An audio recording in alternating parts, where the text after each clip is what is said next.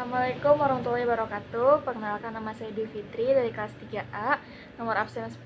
Di sini saya akan menjelaskan tentang shock kardiogenik. Jadi shock kardiogenik adalah shock yang terjadi karena kontraksi otot jantung yang tidak efektif yang disebabkan oleh infrak otot jantung dan kegagalan jantung. Sering dijumpai pada pasien yang mengalami penyakit katup jantung.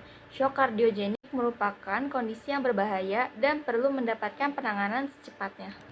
Gejala yang terjadi saat seseorang mengalami kardiogenik adalah tekanan darah yang menurun, nadi yang cepat dan teraba lemas, sesak napas, akral yang dingin, penurunan kesadaran, frekuensi buang air yang kecil atau tidak ada sama sekali, oliguri, berkeringat dan pucat.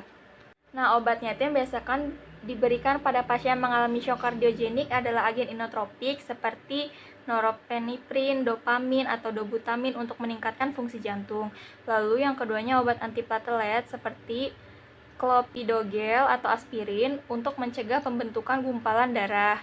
Terus yang ketiganya obat antikoagulan seperti heparin untuk menurunkan resiko terbentuknya gumpalan darah pada saat setelah serangan jantung. Terus yang keempatnya obat anti aritmia untuk mengembalikan irama jantung menjadi lebih teratur. Pemeriksaan pada pasien shock kardiogenik yang pertama pemeriksaan umum, yaitu pemeriksaan tanda-tanda vital seperti tekanan darah, denyut nadi, frekuensi pernapasan, dan suhu. Terus yang untuk pemeriksaan ronsen itu, yang pertama kita akan melakukan ronsen dada, yaitu untuk memeriksa kondisi dan ukuran jantung sekaligus untuk mengetahui ada tidaknya penumpukan cairan di dalam paru-paru. Lalu yang keduanya ada ehokardiografi, yaitu untuk melihat struktur dan ukuran kondisi jantung. Terus yang ketiganya ada angiografi koroner, yaitu untuk mendeteksi adanya sumbatan di dalam pembuluh darah, serta untuk mengatur ukuran tekanan darah di dalam bilik jantung. Lalu yang keempatnya ada pemindaian nuklir jantung, yaitu untuk mendeteksi gangguan pada aliran darah jantung. Ketiganya pemeriksaan darah. Pemeriksaan darahnya itu kita akan mengecek enzim jantung seperti tromponin dan CKMB, lalu memeriksa kadar oksigen di dalam darah dengan analisa gas darah. Yang keempat, pemeriksaan yang keempatnya itu pemeriksaan EKG atau elektrokardiogram, yaitu untuk mengetahui aktivitas kelistrikan jantung atau untuk mendeteksi terjadinya kerusakan pada jantung atau otot jantung.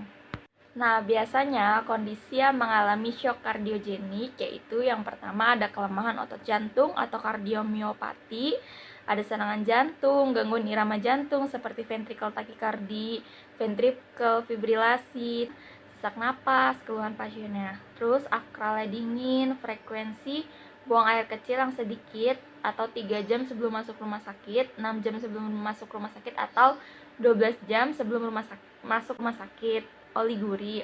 Lalu kulitnya tampak pucat. Nah, untuk pengkajian primernya yang A, B, C, D, E, yaitu yang A-nya airway, jalan nafas, cek adakah sumbatan di jalan nafas atau tidak.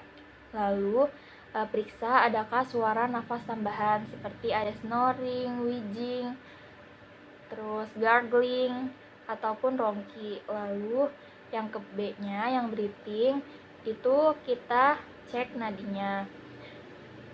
Nadinya tuh takikardi. Adakah pasien mengalami takikardi atau bradikardi? Lalu cek bunyi napas tambahan. Biasanya akan terdengar rongki di seluruh lapang paru. Lalu adakah pernapasan cuping hidung? Pola napasnya seperti apa? Apakah tachypnea, Kussmaul, atau Cheyne-Stokes?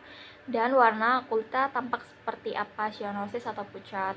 Nah, biasanya pada pasien mengalami gangguan shock kardiogenik ini, di breathingnya akan mengalami gangguan pertukaran gas. Lalu yang keduanya itu, biasanya pada pasien yang mengalami shock kardiogenik ini, pola napasnya itu cepat, tachypnea dengan frekuensi napas 30 kali per menit dan adanya pernapasan cuping hidung. Biasanya masalah yang ditemukan pada pasien shock kardiogenik ini adalah pola napas tidak efektif. Lanjut ke sirkulasi, biasanya pada pasien yang mengalami shock kardiogenik ini akan mengalami penurunan tekanan darah, nadi yang cepat atau takikardi tapi teraba lemah, CRT yang lebih dari 3 detik, oliguri, dan kulit tampak pucat. Nah, biasanya pasien akan mengalami masalah penurunan curah jantung. Lalu selanjutnya, karena ada pengisian CRT yang lebih dari 3 detik, akral teraba dingin, warna kulit pucat, pasien akan mengalami masalah perfusi perifer tidak efektif. Lalu selanjutnya, karena nadi yang takikardi namun teraba lemah, tekanan darah yang menurun dan oliguri, maka masalah yang dapat diambil adalah hipovolemi.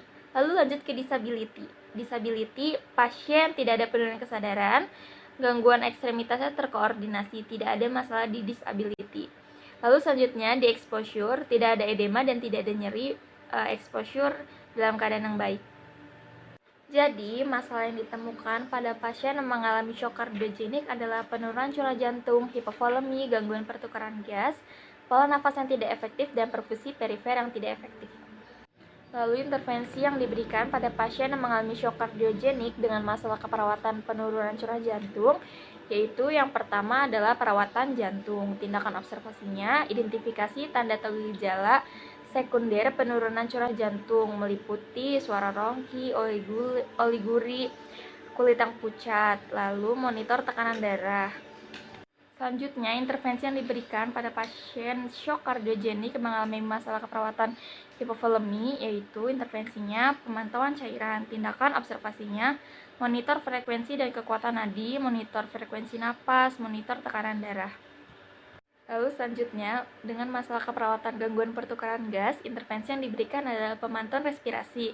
Tindakan observasinya adalah monitor frekuensi, irama, dan kedalaman upaya dalam bernapas. Monitor pola napas dan auskultasi bunyi napas. Lalu selanjutnya, pola napas tidak efektif. Intervensinya manajemen jalan napas. Tindakan observasinya yang pertama monitor pola napas, frekuensi ke dalam napas, dan usaha napas. Lalu yang keduanya monitor bunyi napas, ada gargling, mengi, wheezing atau rongki. Lalu posisikan semi volar atau volar. Lalu yang tindakan observasinya yang pertama monitor pola napas, frekuensi ke dalam napas, dan usaha napas. Lalu yang keduanya monitor bunyi napas, ada gargling, mengi, wheezing atau rongki. Lalu posisikan semi volar atau volar. Lalu yang terakhir, perfusi perifer tidak efektif. Intervensinya yang diberikannya adalah pemantauan tanda-tanda vital. Tindakan observasinya yang pertama monitor tekanan darah, monitor nadi, frekuensi, dan kekuatan irama, monitor pernapasan, dan frekuensi kedalaman. Sekian yang dapat saya sampaikan, kurang lebihnya mohon maaf. Wassalamualaikum warahmatullahi wabarakatuh.